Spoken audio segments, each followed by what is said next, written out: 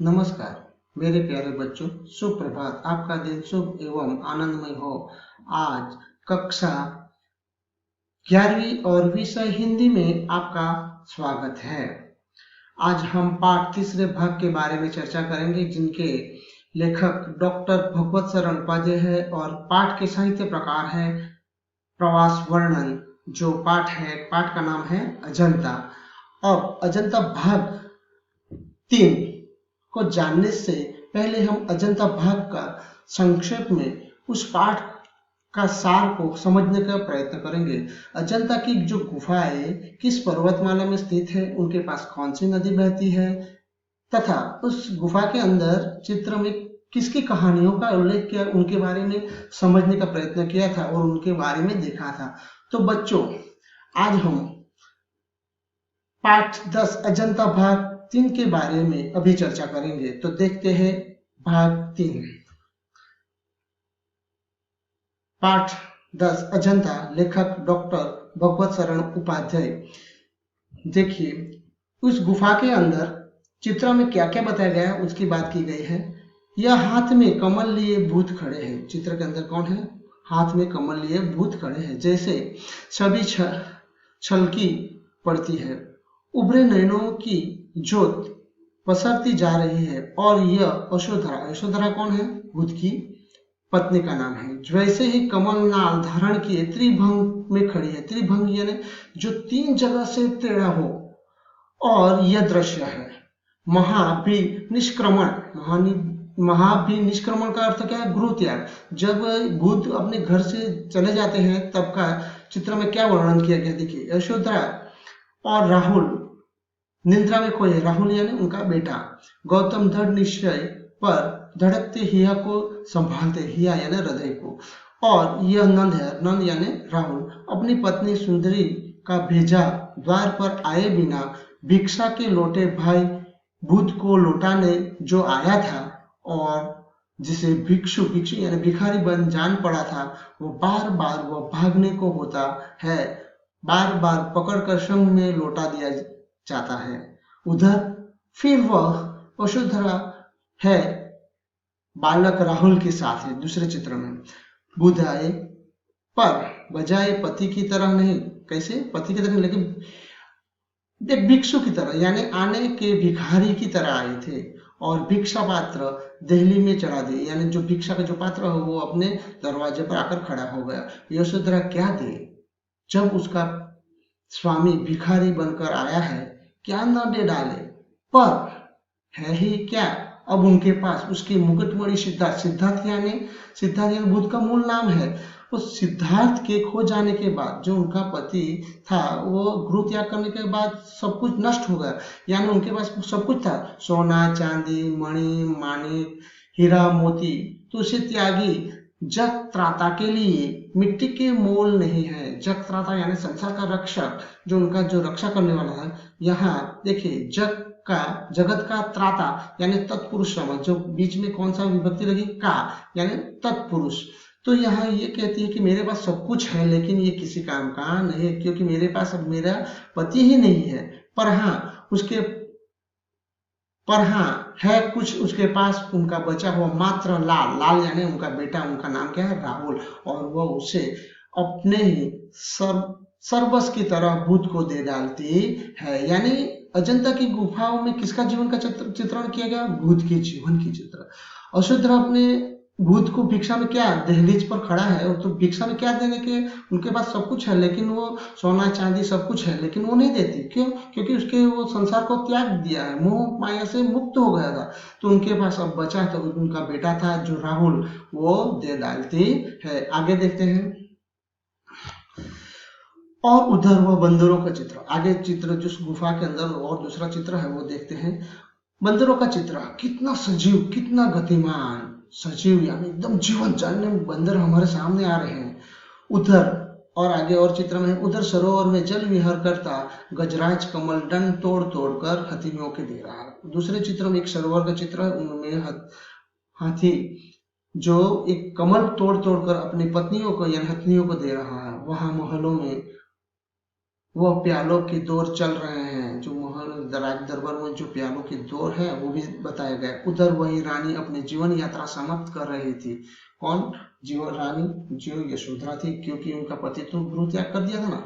उसका दम टूटा जा रहा था। खाने खिलाने, बसने बसाने, नाचने गाने, कहने सुनने, वन नगर ओझने, धनी गरीब के जितने भी नजारे हो सकते हैं सब आदमी अजंता की गुफा में इन दीवारों पर देख सकते हैं। यहाँ जल में विहार यानी यहाँ बीच में विभक्ति लगती है तो कौन सा समास बनता है?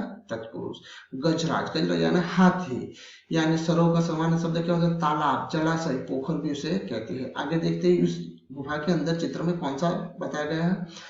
भूत के इस जन्म की घटना तो इन चित्रित कथाओं में है ही, उनके पिछले जन्म की कथाओं का भी उसमें चित्रण हुआ है।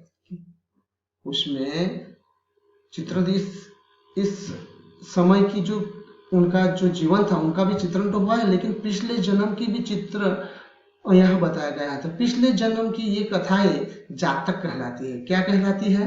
पिछले जन्म की, बुद्ध के पिछले जन्म की कथा को क्या कहेंगे? जातक।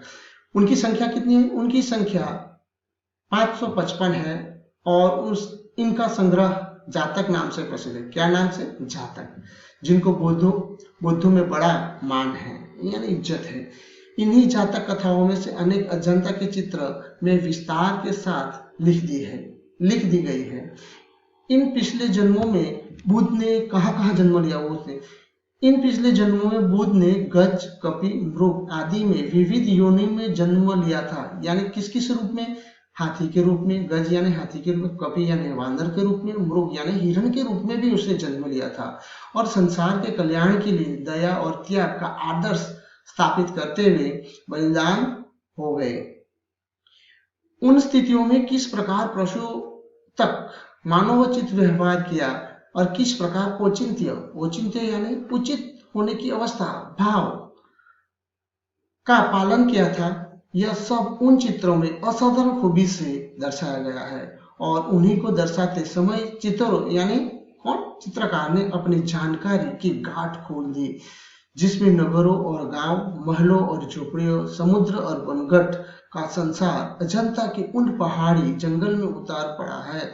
और वह चित्रकारी इस खूबी से संपन्न हुई कि देखते ही बनता है। जुलूस के जुलूस, हाथी के घोड़े, दूसरे जानवर जैसे सहसा अचानक जीवित होकर अपने समाये हुए काम जादूगर के इशारे संभल जाते हैं। इस तरह आगे क्या है देखते हैं।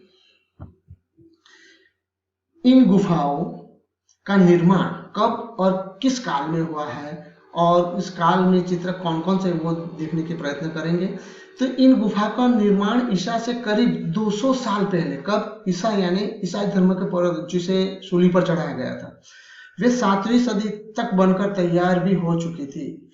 एक दो गुफाओं में करीब 2000 साल पुराने चित्र भी सुरक्षित है, पर अधिकतर चित्र भारत के इतिहास के सुनहरे युग, वो कौन है सुनहरे यानी सुवर्ण काल, गुप्त काल जो 5वीं सदी में है, और चालुक्य काल यानी 7वीं सदी के बीच बने हैं।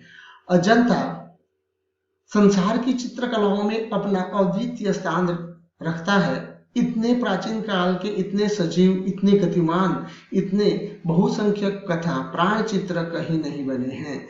अजंता के चित्र ने देश विदेश सर्वत्र चित्रकला को प्रभावित किया। उसका प्रभाव पूर्व के देशों में कला पर तो पड़ा ही, मध्य पश्चिमी एशिया भी उसके कल्याणकारी प्रभाव से वंचित न रह सका। तो अजंता की गुफा का निर्माण कब शुरू हुआ था? कि 5वीं सदी में गुप्त काल में, और चाणक्य काल की 7वीं सदी तक बन चुके थे। अजंता की गुफा को चित्र किस काल के थे? तो यही काल के थे। और वो समय कब था? ईसा से करीब 200 साल पहले। यहाँ तक हमने तो बच्चों बस आज इतना ही। आज हमने देखा कि पाठ 10 अजंता भाग 3 में यह समझने का प्रयत्न किया है, जिसमें अजंता की गुफा में किसके जीवन की घटना के चित्र है वो जाना। यशोधरा बुद्ध को भिक्षा में क्या दिया, बुद्ध के पिछले जन्म में बुद्ध ने किन किन रूपों में जन्म लिया, और गुफा का निर्माण कब और किस काल के चित्र है उसके बारे में चर्चा की और समझने का प्रयत्न किया है। तो बच्चों, इस पाठ से हमें क्या सीख लेनी चाहिए कि किसी भी देश की धरोहर उसके गौरवशाली एवं समुद्र अतीत की प्रमाण होती है, जिसकी नींव पर सुनहरे भविष्य की कल्पना साकार होती है। धरोहर को भावी पीढ़ी के लिए संग्रहित करना हर नागरिक का कर्तव्य होता है। तो आज हमें यह संकल्प लेना चाहिए कि हमें अपनी धरोहर को आने वाली पीढ़ी एवं मानवता के हित में संरक्षण करेंगे। हम सभी को इसे संरक्षित करने के लिए अपनी जिम्मेदारी के रूप में लेना चाहिए, ताकि हमारी आने वाली जो पीढ़ियां हैं वो भी ऐसा देखने और अनुभव करने को उसे अवसर प्रदान हो। तो बच्चों, बस यह सीख के साथ अजंता का पाठ यहाँ पूर्ण होता है। नए पाठ के साथ फिर मिलेंगे। आज आपने हमारे वीडियो के रूप में अजंता भाग 3 की प्रस्तुतियां देखी, इनके लिए धन्यवाद। फिर से आपका दिन शुभ हो, आनंदमय हो।